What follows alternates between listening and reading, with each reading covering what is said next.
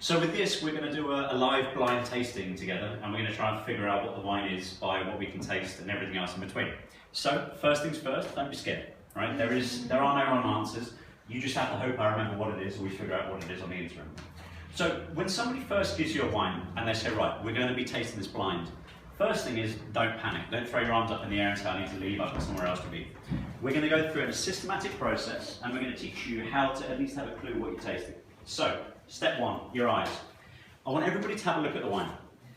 Now, if we were going back to the first thing I was talking about, looking at the appearance of a wine, I want you to have a think about how thick the wine is.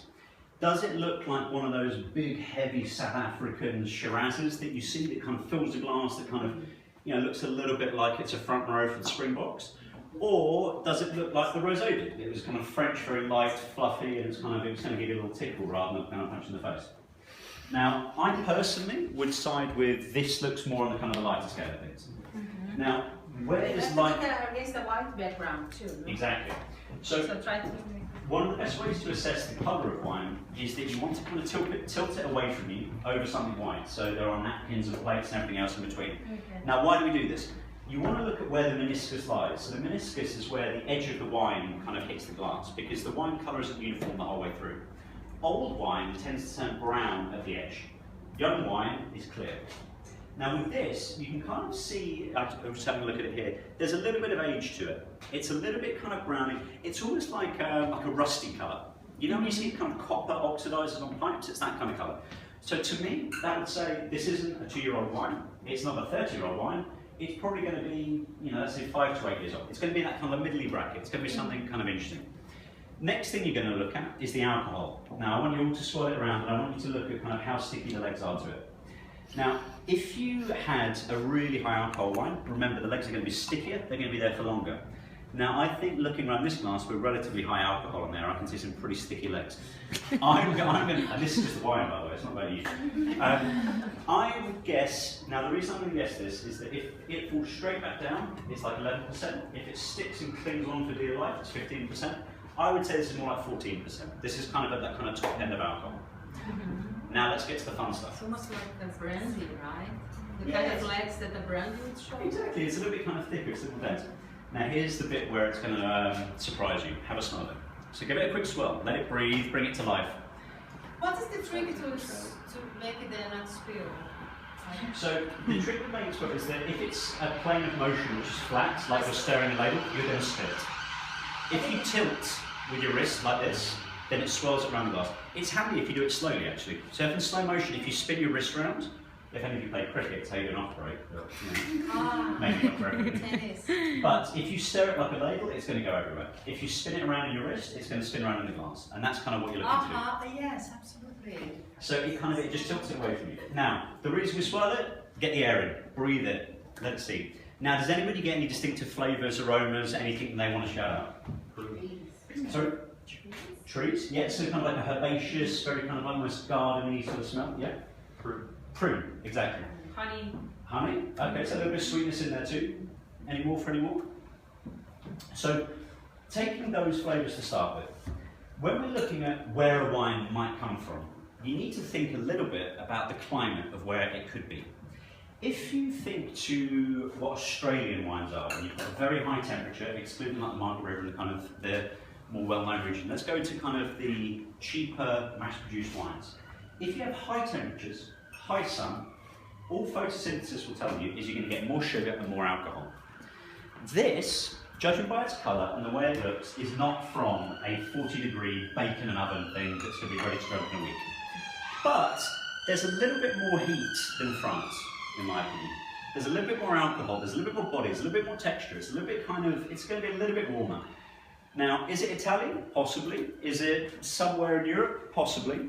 Is it South African? I'm not so sure. Now, when we actually then go to the next stage, this is when we're going to finally deduce where we think it's from, the palate. Now, first thing, you remember how to test acidity, is our dribble test.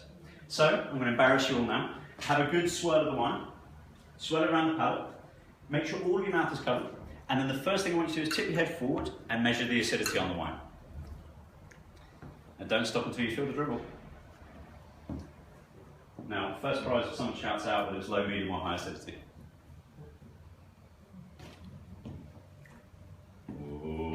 first. Anybody? So I think It's quite high. Yeah. quite high acidity. It's better than last time. Exactly. So you've got a lot more kind of acid coming. Now, the acidity here is more indicative of a cooler climate of wine.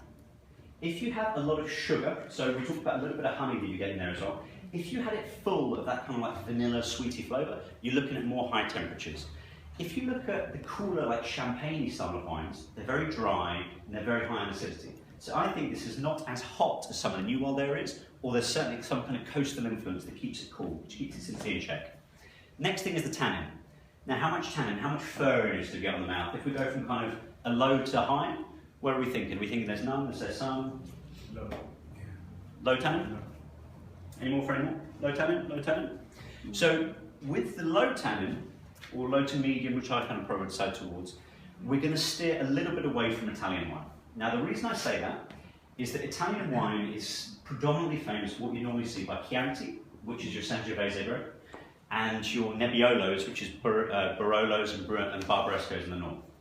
The reason is they're both very famous in Italy, as I mentioned earlier, high tannin, high acidic wines, which go well with food. This isn't that high in acidity, so I'm going to go and steer a little bit away. So if we look at a map as to what we've ruled out very, very hot New World, we've ruled out France, we've ruled out Italy, and we're kind of running out of regions to go for. Fortunately, we still have a few tests to go, so we're going to go and see where we go from there. The next is the finish. I want you to have us another sip of the wine, and I want you to time how long after you finish this sip that the taste reverberates around in your mouth for. Now, one of the great questions we always get asked is how long is a long finish? How long is a short finish? I have a really simple rule. If after you sip it, you can taste it after 3 seconds, it's like immediately finished. If you can't taste it after 3 seconds, you taste it, it's gone. It's manufactured plonk, it's designed to be drunk very cold, very quickly. If it lasts more than 10 seconds, if you're still kind of thinking about it, you go, actually, do you know what? It's kind of still there. If it lasts about 10 seconds, it's a long finish. Anything longer than that, and it's more expensive than what we have today. I'm going to ask you, how long on a scale of sort of 0 to 20 seconds would you say a finish lasts? And it's difficult because you're actually under pressure and I'm talking, but anywhere between 0 and 20? Sorry? About 8 to 10. 8 to 10. So I would put that in kind of the longer finisher category. So that gives us a little bit of a hint towards the complexity of the wine. It gives us a little bit of a hint of the kind of the aging, that they didn't rush it to kind of overpress it and get it out young. So we're now going to have to put a little bit of kind of hats on, and I'm going to have to make a bit of a confession because I gave you a wine that was nearly impossible to guess. The reason for that is that I was asked earlier about regions of the world which people don't necessarily know the wines from, but do actually make some fantastic wines. So this wine is, can anybody guess where it's from before I? Or any hints where it might be? Is it English? It's not English, that's good. Swiss are actually very close in terms of style of wine, but we're actually by the sea. We have a Croatian wine. This is beautiful. I never think of Croatia as wine country, right? A winemaking country. And it's a Pinot Noir as well. It's beautiful. So I just love it. there you go. There you go. Kind of still French then. Great. Well, I hope you enjoyed your blind tastings, and thank you very much. Great, thank you.